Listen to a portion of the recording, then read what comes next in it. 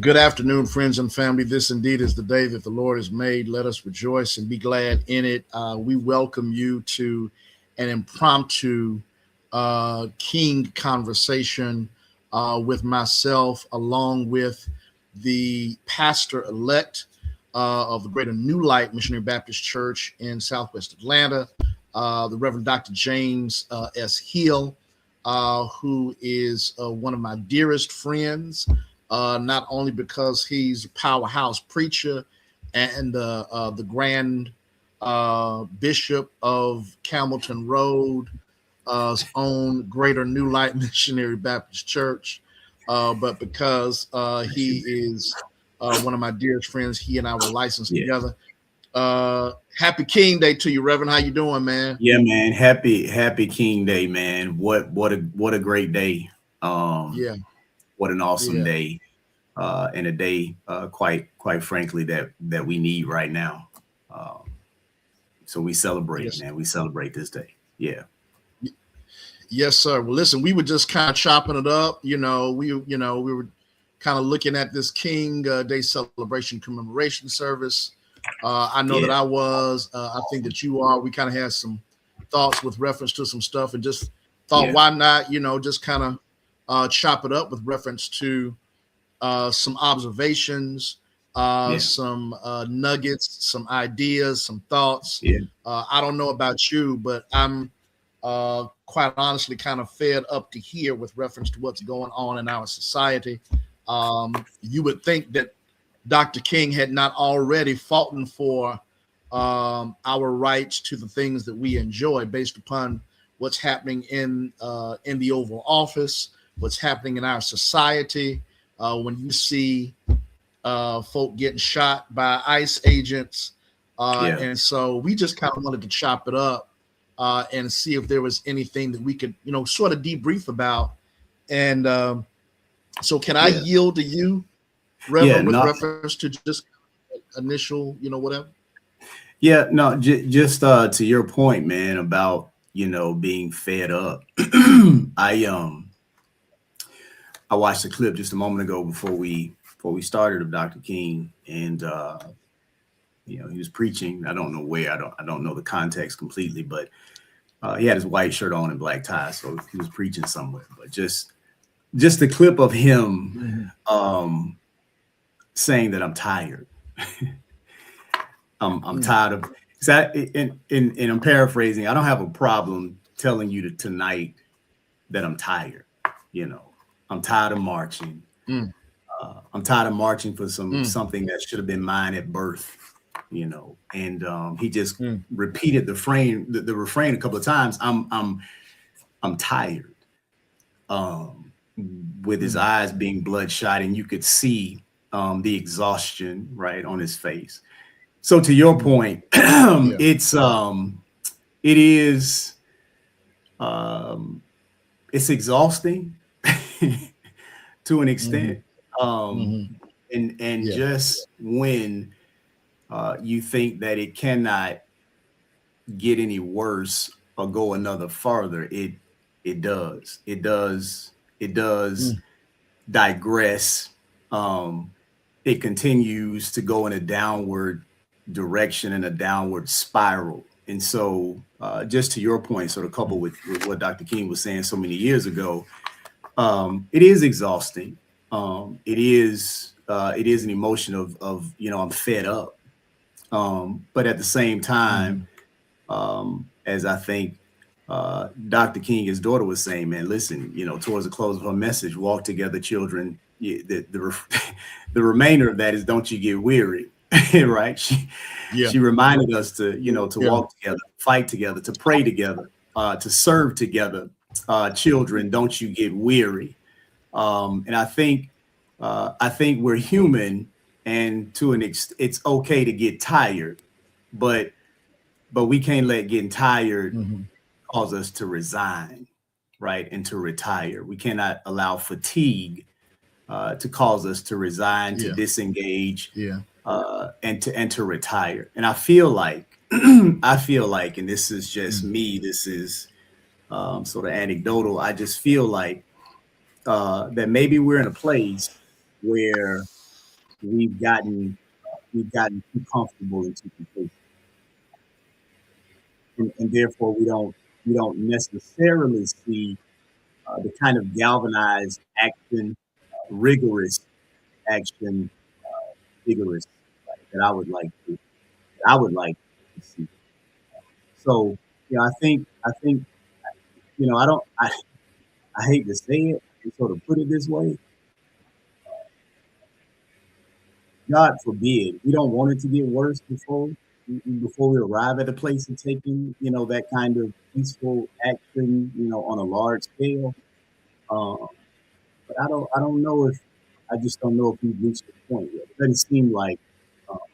doesn't seem like there's enough There's enough frustration. There's enough anger. There's enough righteous indignation, and the list goes on to cause sort of large scale, vigorous action that I've been talking about. I think today was a good. Today was a reminder. It was inspirational, and it was a reminder of where we are and where we need to be going. So, yeah. I think to your point, about the whole thing about the thrust about being tired, is that you kind of find yourself, or at least I do, kind of caught between this thing of, the more images I see of us in modern day oppression, versus trying to kind of, be conscious of it and keep my sanity, versus not internalize it and just kind of be through with it. Because it's like the more I internalize it, the more depressed I become, the more, I'm like, how much worse does it need to get, to your point? But I cannot get tired. And of course, obviously, because, you and I are both faith leaders, we just cannot get tired. And right. I don't know about you, but I find myself betwixt and between. Okay, listen, I know I gotta preach good news, but at the same time, I gotta keep my people conscious about what's going on, because evidently, at least 70-something million people voted for the one who occupies the Oval Office, and you would think after January 6th, after stealing an election, after current day tariffs, after COVID and him saying shoot yourself up with Clorox, after the Epstein files, after the corruption and the chaos and ACA and ICE right now, you would think folk would be mindful to say, hey, this might not be the best person to be in office. You know what I'm saying? So I think, to your point, and then I feel convicted, Reverend, because King lived and marched through it real time to the point where we enjoy, obviously, the results of what he fought so hard for, right? So it's kind of, I just get so frustrated with having to see this stuff every day, with folk getting shot by ICE agents. And I don't know if there's there are at least 11 folk on here with us right now, and let me encourage and invite persons to kind of chime in with any thoughts with reference to King Day. If you saw the King Day commemoration celebration, if frustrations, kind of chime in. But this ICE agent ideology thing, man, is getting to me, and we can't do nothing about it, because this boy's got he's got the House and the Senate. He's got the the Supreme Court and the lower courts and appellate courts, and it was a whole strategy. And I think that's what we missed. And I say we, but if you're a Democratic Party or just whatever the case may be, independent, I think that was missed. Just how much intentionality was behind what we see now. It didn't just happen this way. But this was Right. the plan. This was the plan the whole time. But to your point, man, you you're a Black Baptist preacher in the order of Dr. King, right? And we oftentimes, I think, culturally, whether intentional or not, there has been sort of a move to separate um,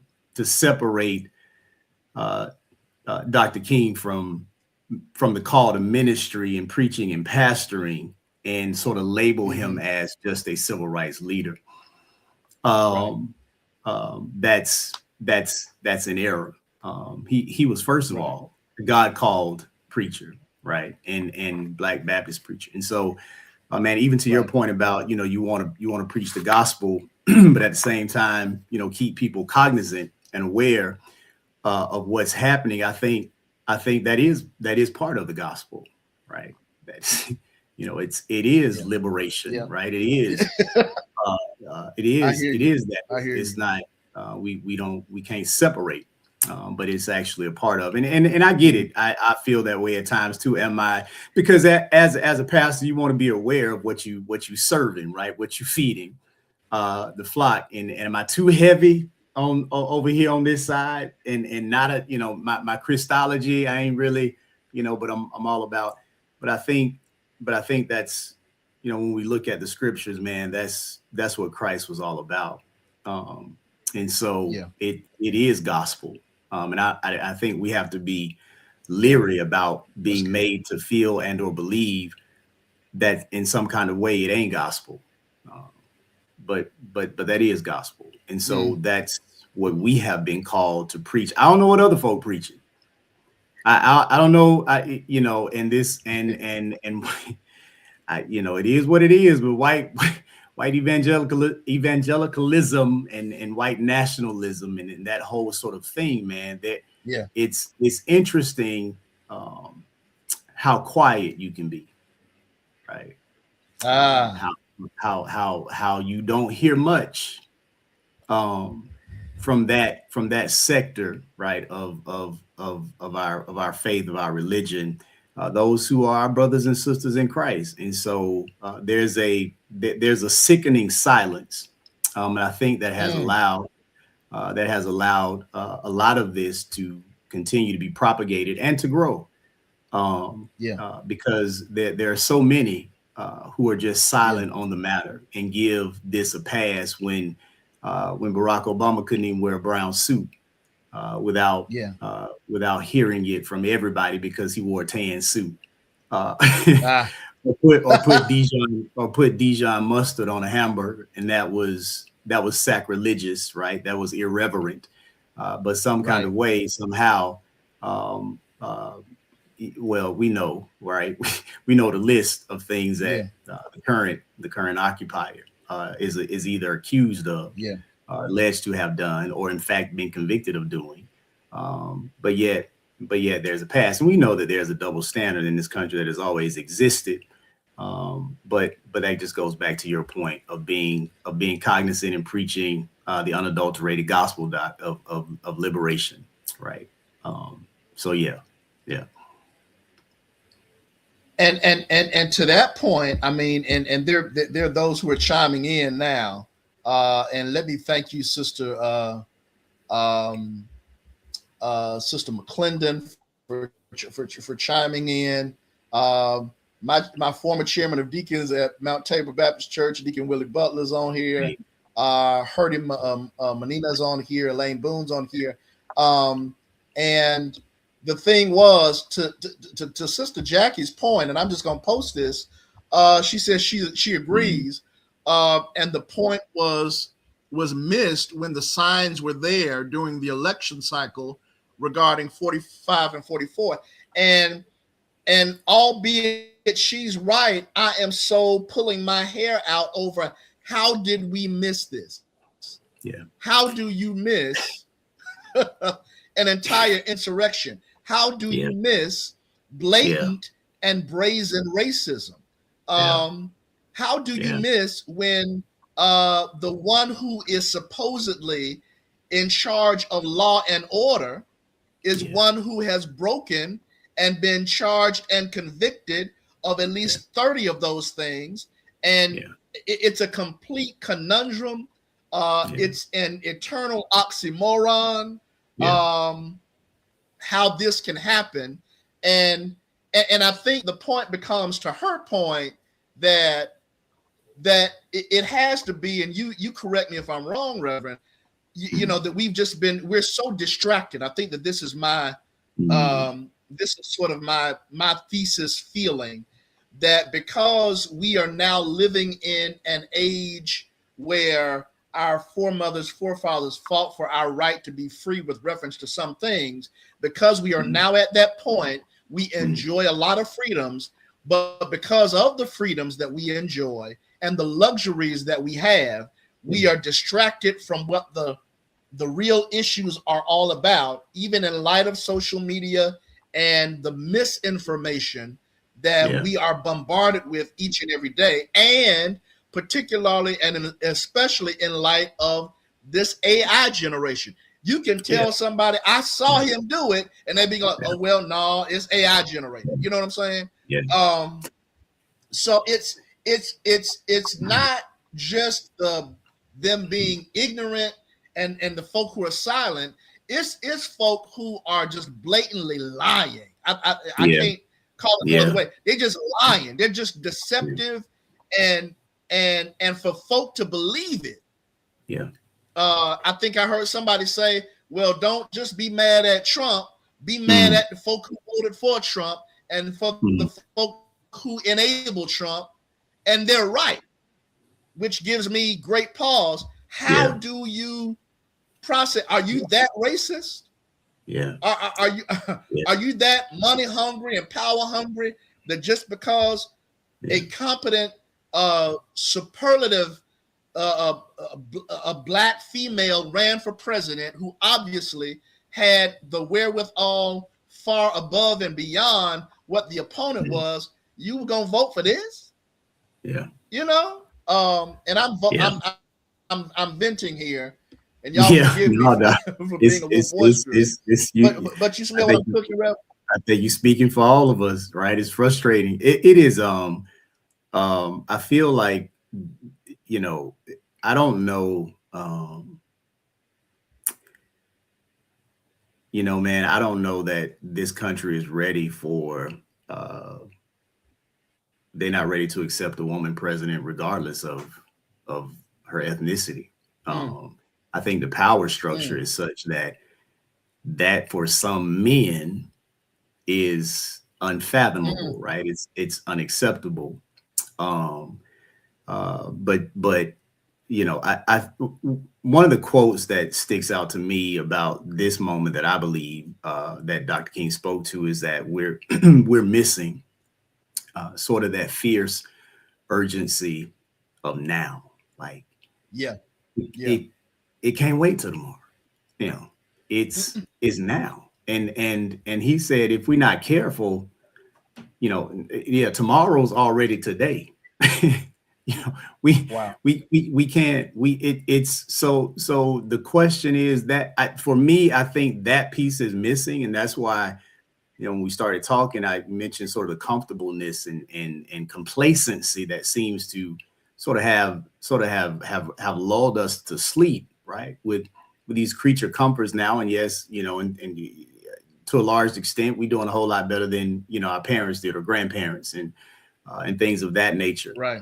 So to an extent, there is a certain level of comfortableness. Yeah. And I think it has lulled us into complacency. And I think we are missing, and that's kind of what I was hitting on earlier. I don't know, you know, I don't know what the trigger will be, what the impetus will be, what will it be that will take us over the hump to where we're no longer able to just sit by and, you know, sort of halfway collectively, you know, even Target, you know, even boycott somebody like Target. Like even that, you know, to an extent was a struggle, right? I think sort of eventually came through and a lot of people got on board. But a lot of people didn't.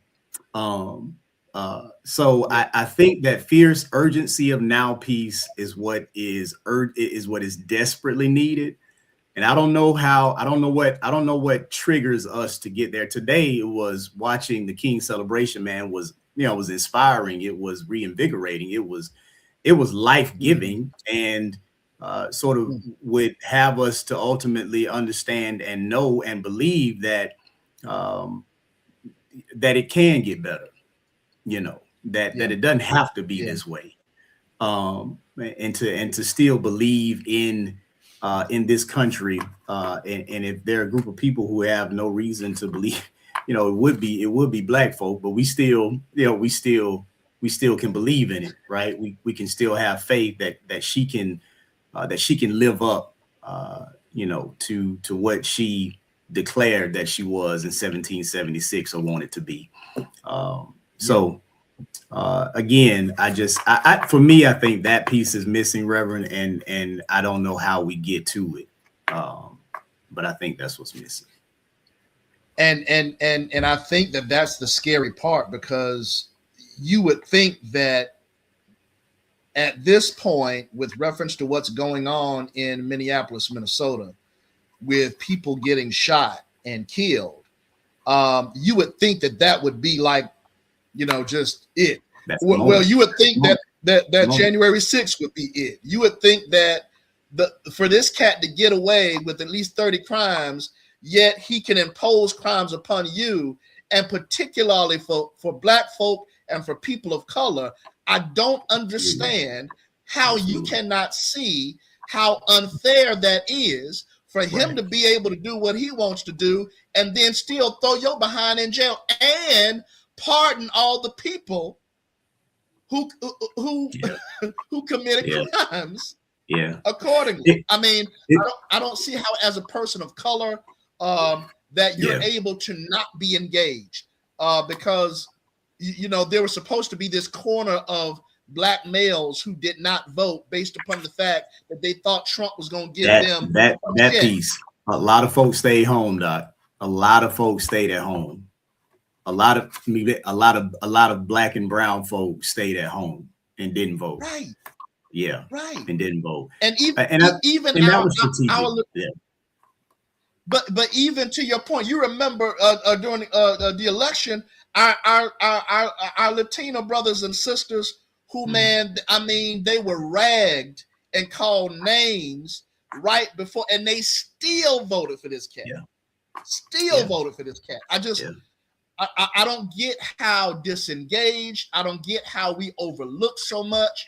And to our, these white evangelicals, how you call yourself a Christian, and quite candidly, how you call yourself a Christian preacher, and you are unable to apply or unwilling to apply, as you would say, the gospel, because the gospel is inclusive of the oppressive nature of what we not only have experienced then, but are experiencing right now.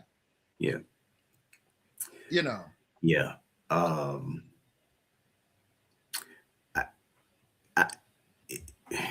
don't know. It's interesting, man. I guess people who might have lived, and fought during that movement, this may not be a surprise to any of them who are still here, that we sort of find ourselves circling back around, to a place where it seems like we've been before. But I, for one, and I'm just, I'm 50 years old. I never thought, and I grew up in a town where, in Alabama, where it wasn't, racism, and we didn't really deal with it. And I think I was fortunate in that respect. It wasn't an all black town by any means, but I just didn't experience it or deal with it. But so to see it on this level, and to sort of see it reemerging so publicly, and it really is disheartening, and for those of us who have children, even frightening when you think about your children, and you think about your sons.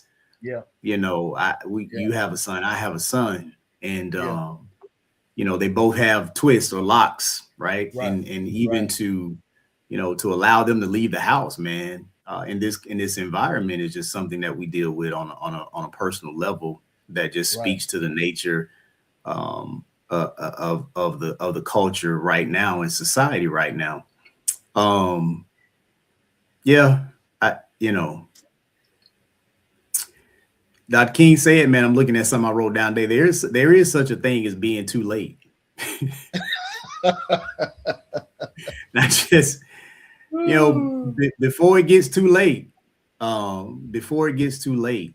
Um, and maybe people tired of fighting, but that's tired of the struggle, tired of but we have to continue. And I think Dr. Bernice King just hit it on the head, man. Just can't afford to get weary. You can't afford to get tired and tap out.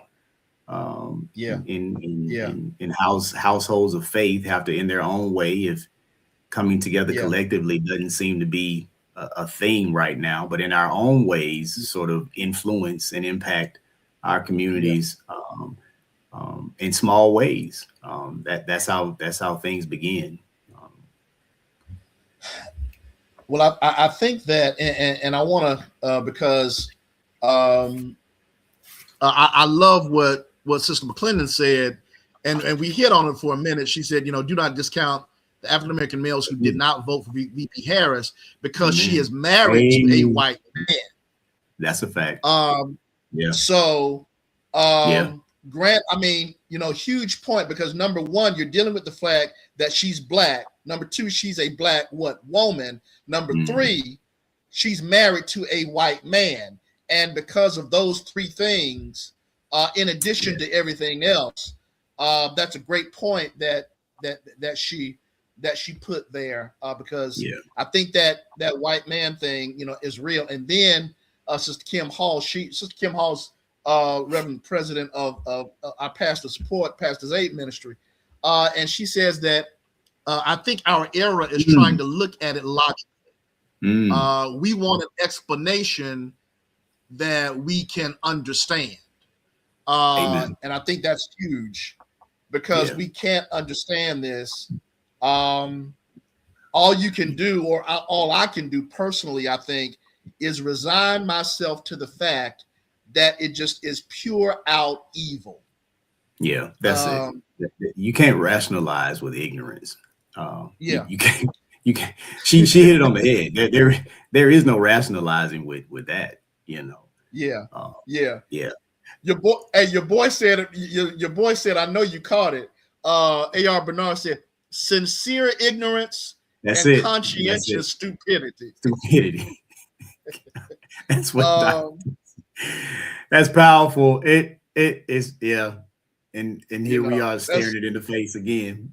Yeah, bruh. That's one of them I wish I would have wrote. Yes, Lord. But I applaud you, man, for having this conversation. And there are so many branches that come off of this vine. But man, even in terms of AI and social media and just the influence that has on everybody now, the hope is that you won't believe what your eyes really see. Yes. Like, that part. Regardless of what I can see it plain as day, right? It's there, it's black and white, but then no, that ain't what you really saw. Right. Let us come behind with a narrative or propaganda and tell you, yeah, that ain't what you really saw. What you saw was XYZ. And then so you have people who are just gullible enough to be like, you know what, that really did. Maybe it was. And so once you plant that seed of doubt, and for somebody who's already leaning that direction, it don't take much. It don't take much anyway. I'm looking for a reason not to believe that what I saw wasn't really what I saw.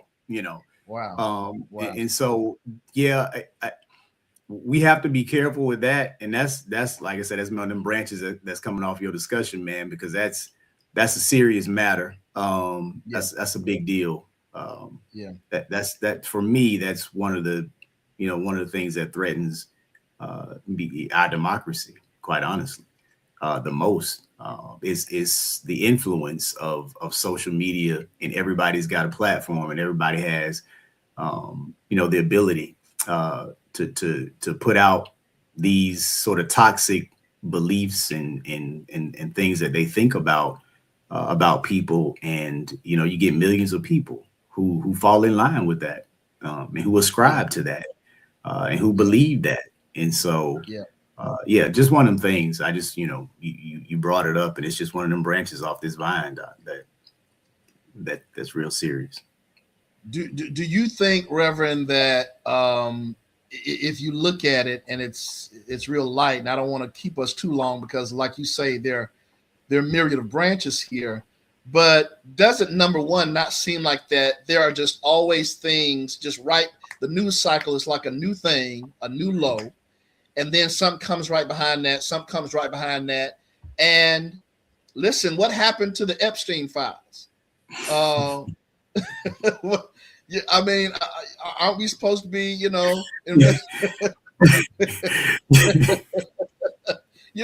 calling don't for forget me. about that because yeah, right. Right. We shoot people in Minneapolis, so that's the next big thing. But in the meantime, you got an entire cover up with the Epstein files. I mean, is it me or is that happenstance? It'll never see the light of day.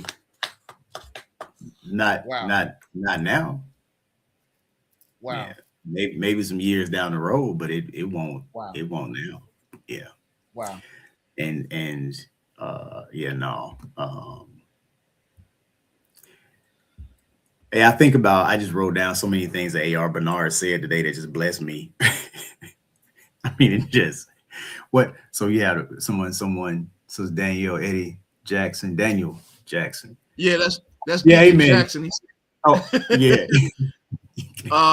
They fix it. Jackson, you can't fix stupidity, but you can sell a red cap made in China. You better preach, D. Amen. Yeah. Yeah.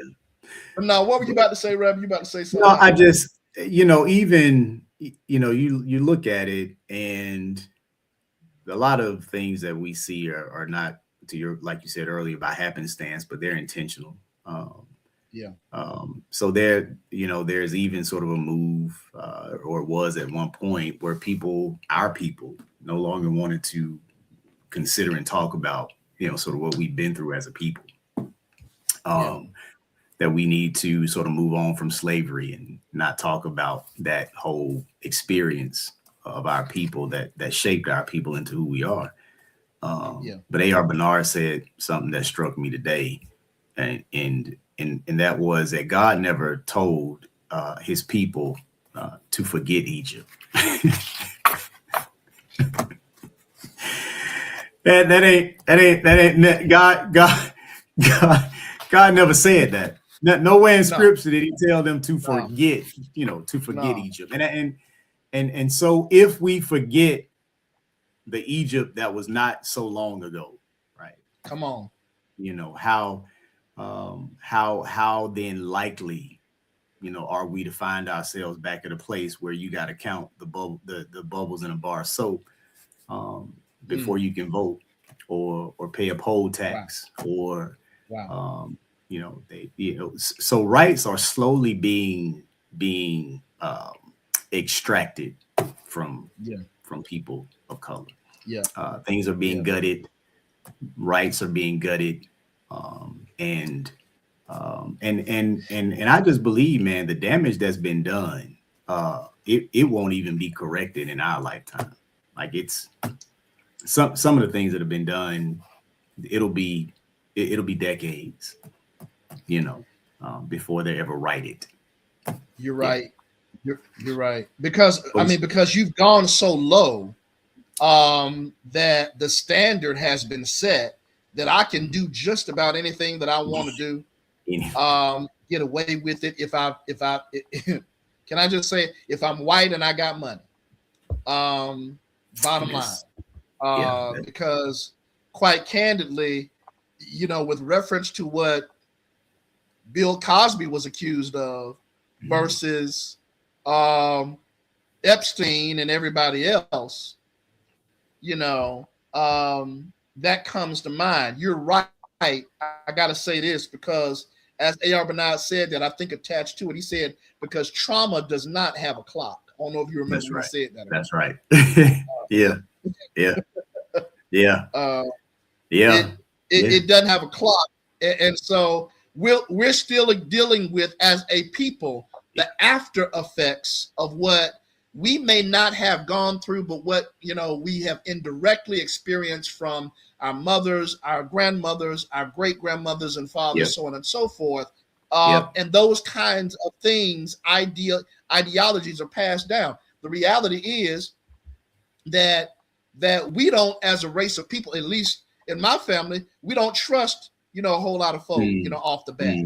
I think that our current day society, and I think that, quite candidly, some of our children, they are a little bit more trusting with our brothers and sisters of other hues because of what they perhaps have not had to go through. Stuff is passed. You said it. Stuff is passed. Even into your DNA is passed, right? So some of the things that we deal with medically are a result of that experience. So absolutely. Yeah.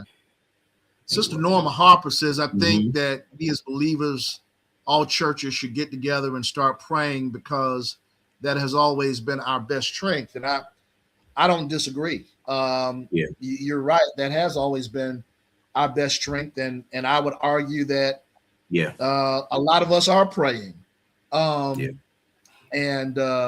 But you have a whole sect of people who are perhaps praying in another direction as well. I can go to, if my people who are called by my name would humble themselves and pray and seek my face and turn from their I think Bernard mentioned that today. There is no, I can't remember the phrasing, righteousness without redemption or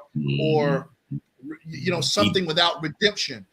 You can't walk water on what we have been through, not acknowledge it, try to force us to push it to the past. He just got finished saying, to your point, that look, we can't forget about Egypt, and you can't forget about it either. And for you to try to make me forget about Egypt makes me not trust you in the first place. Right.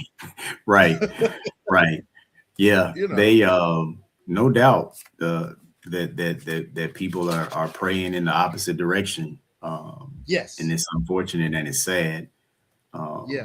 But scripture says the effectual fervent prayer of the righteous. Bring me back. So while they're praying, if it's not righteous, then God doesn't have to respond to it. But that's the nugget, y'all. That's the drop the mic moment right there. But the promise is, if it's not righteous, God doesn't have to respond. God's not obligated to respond. That's good. That's good. That's good. Listen, everybody, for those of you who are kind of have chimed in with us, we, my good friend and I, the Reverend Dr. James Keel, the pastor-elect of Greater New Light Missionary Baptist Church, and I just decided to have a public virtual conversation on this King Day as we celebrate and as we've chimed in and we've been on the phone and texting with reference to the messages that we've been inspired by from the King commemoration service, and shouts out to all of those who have taken a day on, not a day off. Amen. With reference to your respective and various community service activities. My family's out doing some stuff. Nonetheless, we are grateful to be able to have a conversation. And let me thank you, Reverend, for agreeing to just kind of come on with me. Sometimes I don't have anybody to get this out with. And because you and I were licensed, we were licensed together under the late, great Reverend Dr. Cameron Alexander. We've just been. It does good to get this stuff out, to have these conversations. So thank you. I mean to interrupt, but it's good to talk it out instead of holding it in. Our release on Sunday is, as pastors, man, is preaching, right? That's, although we preaching to the membership, a lot of times we preaching, I'm helping me as well. And for us to get it out, but a lot of people don't have that ability, right? Or that avenue, that venue, that to be able to get it out. And so again, thank you, man, thank you for hitting me up and just asking. Yeah.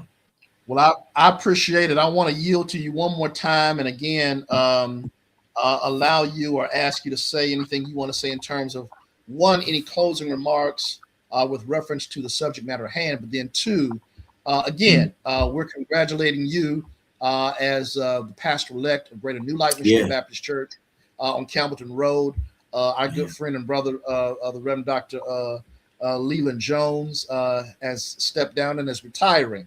And Greater New Light has gone through a rigorous process, but one that has proven to bring God's man. One of my best friends, the person, Dr. Hill, he and I have just been thick as thieves forever. But let me yield to you with reference to any closing comments on both those fronts, Reverend. Yeah, man. No, I listen. Thank God. You know, it certainly is a move. Was a move of God. Is a move of God, and we thank God for how God sort of intertwined and intervened, and you had something to do. And His call for you had something to do with my call to Greater New Light, and so we just praise God for that, man. Listen, installation service third Sunday in February. 3:00 in the afternoon. So, man, listen, come worship with us. Your pastor will be on program, that day. And so we, St. Stephen, you got a great pastor, you got a great preacher, you got a great family to love on, and who's gonna love y'all back. And I can see that already. So we were there for your installation, man, and we appreciate it. These words aren't mine, man, but I've been AR Bernard just sort of been marinating in my spirit today. And he said that the resurrection didn't erase the crucifixion. So the fact that, to an extent, we have been resurrected from Jim Crow and segregation and lynch mobs and slavery. As a people, we've sort of been resurrected from that, but it doesn't erase it. Right. He said that, right.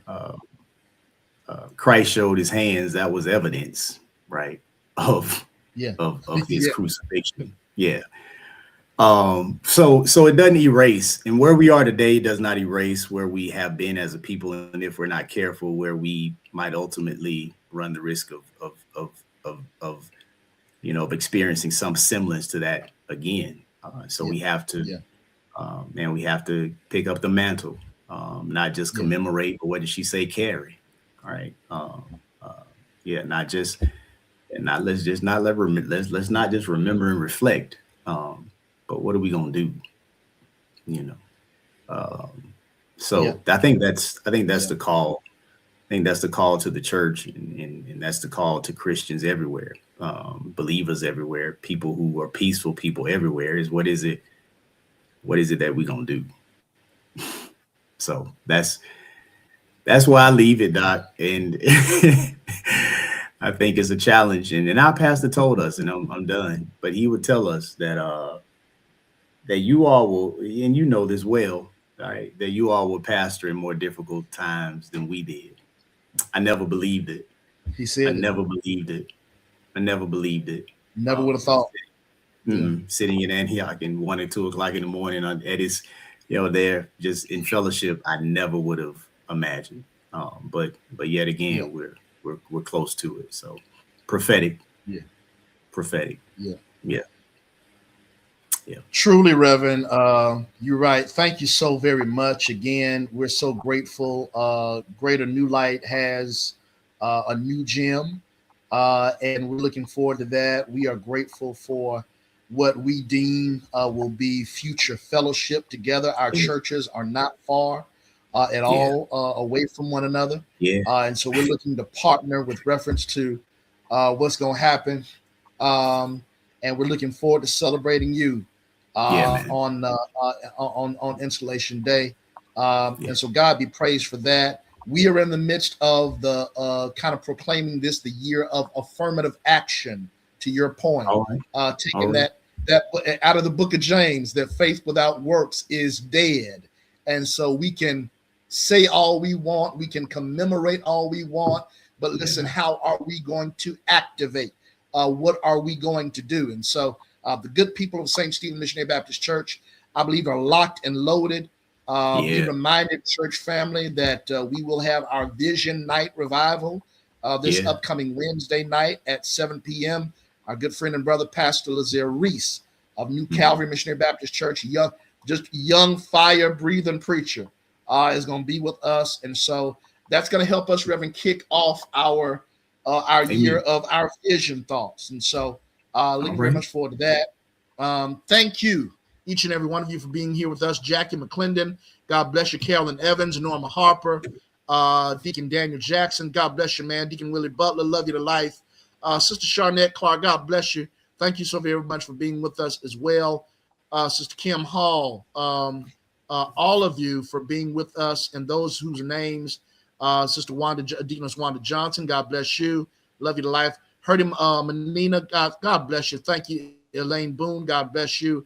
All of you for being with us here for what we have deemed as a king conversation. Listen, this may not be the last time you see something like this. My brother is conscious enough for me to have public conversation with him to host something like this. So God be praised for you, Reverend. Thank you so very much for volunteering and sacrificing your time. We love you in the Lord. And we're going to exit out. All right. Happy King Day to everybody. And share this with Saint Stephen, Greater New Light. And we love you to life. Absolutely nothing to do about it. Bless you, man. Name. Amen. God bless you, Doctor. Bless you, man.